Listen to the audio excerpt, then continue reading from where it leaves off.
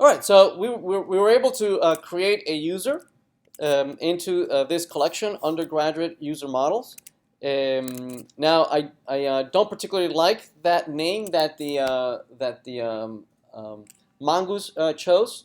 So instead, we're going to override the name for that model, right? And to do that, we can go into the user schema and tell it exactly what collection we want to use. So let's use here, tell it that we want the collection to be under.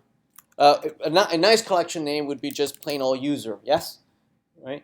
But again, since tomorrow night I'm going to have to create a similar collection name, I'm going to prepend here undergraduate user. Okay, and if we restart this and try to register again as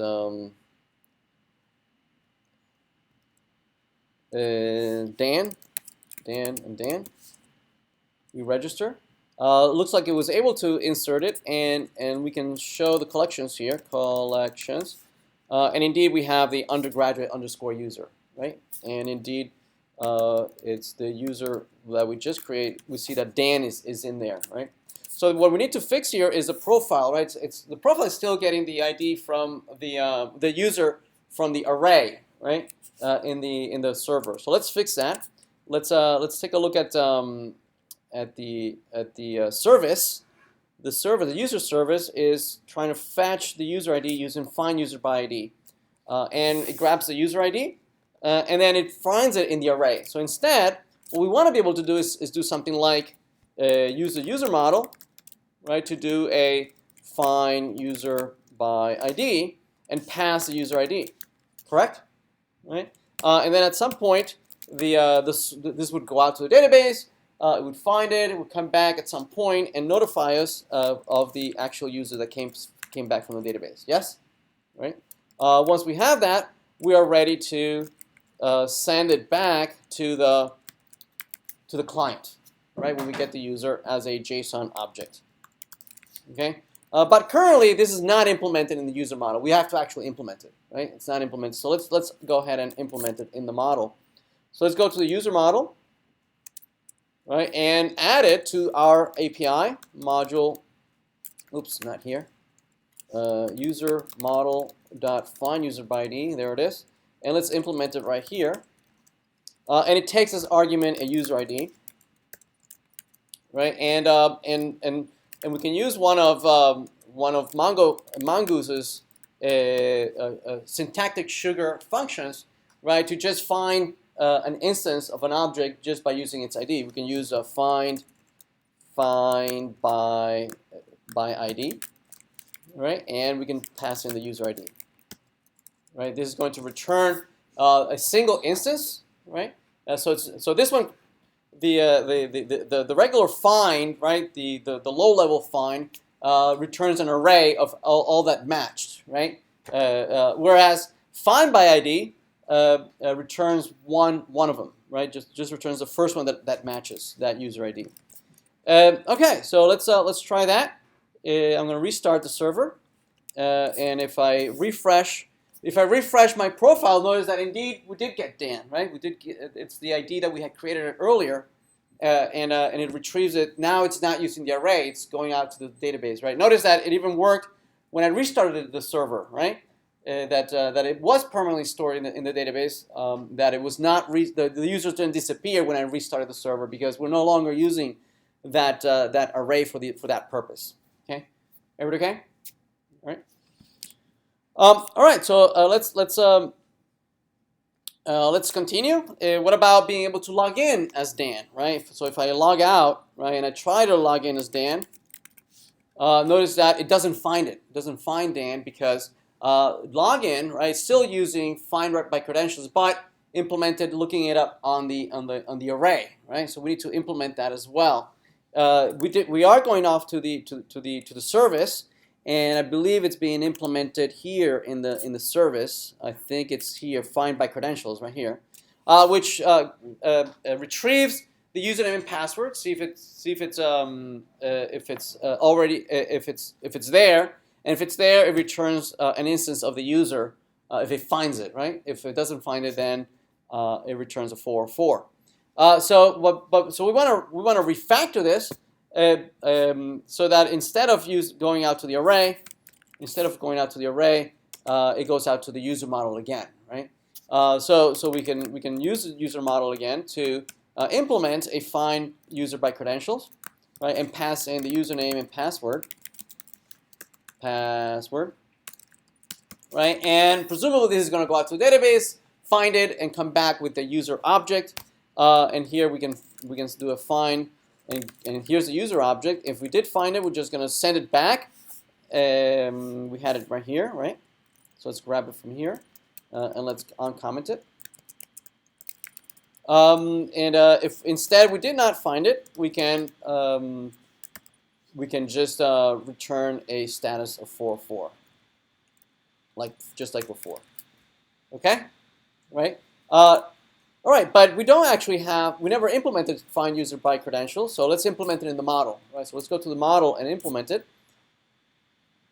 Notice that the model, it is of a higher level abstraction, right? Notice that the model has absolutely no idea who's using it, right?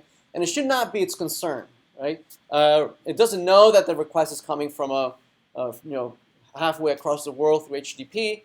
It could just as well be used by some administrator that is running some batch operations and reading some local files, or perhaps reading it from some XML file or some CSV file, or it's just it should not be its concern that it is interacting with some HTTP across the world. It could be just something local, whereas the service again has its own concerns, right? The concern of the service is that it should not know how to actually manipulate the model, right? It only translates actions that are coming from across the wire, and it delegates the actual task to somebody who actually knows how to do this, right?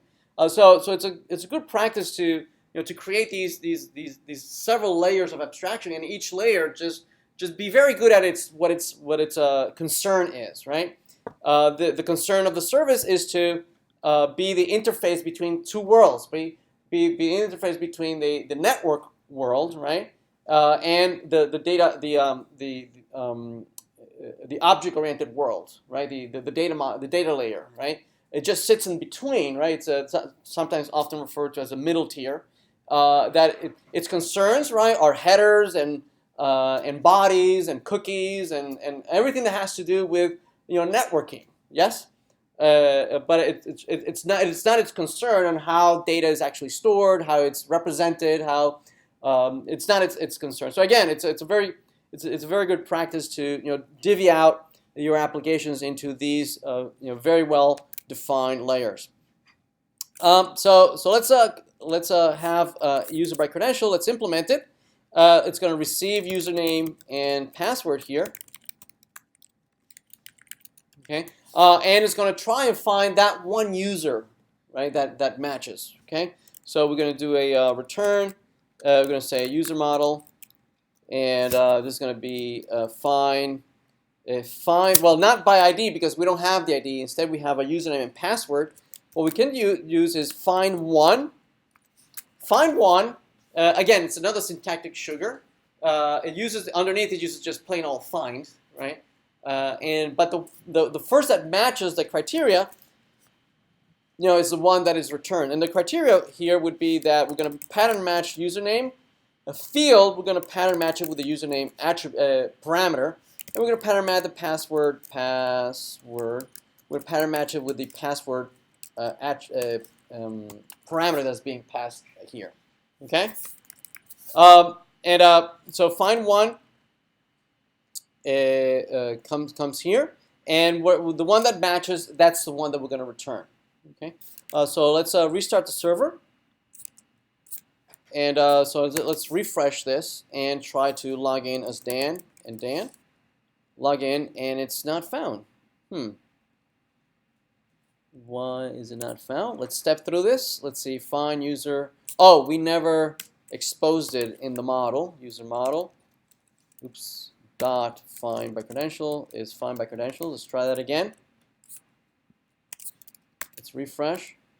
So Dan and Dan log in, and indeed we are able to log in. Right, it returns that one user. Okay, all right. We could check to see in the find by credential here, right? If we put a breakpoint here and we restart this, right, and we go back and try to log in again and say something that is bogus, notice that it comes back here. It comes back to the not the error one. See that? So we're not going to be sending a 404 because it's not there. Notice what we get back is that the user is null, right? So that's going to be our error handling, right, of checking to see whether the user exists or not. We're going to check for the user null. This is going to handle system-wide errors, like timeouts or connection errors, right? That's going to be handled by that over here. But the other one that are kind of like business level errors, right, or logic, we can handle it here, right? So this is going to return null. Let's continue. All right, so returning, returning as a null. So here we could check to see, right? We could, if we want to return a 404, we can check to see if user is different than null, then respond with a user. Otherwise, respond with a 404 down here, right? Not found. Okay, so that if we do start all over again, if we run and try to just something bogus, we would get at the 404, right? Or if we have Dan and Dan, we get the login and we go in there. Okay, that makes sense? Everybody okay? All right. Okay, so let's the next thing would be that, you know, what if I want to just remove the user that I just added, right? That just logged in. I don't like this social network anymore. I'll just unregister. Let's do that next.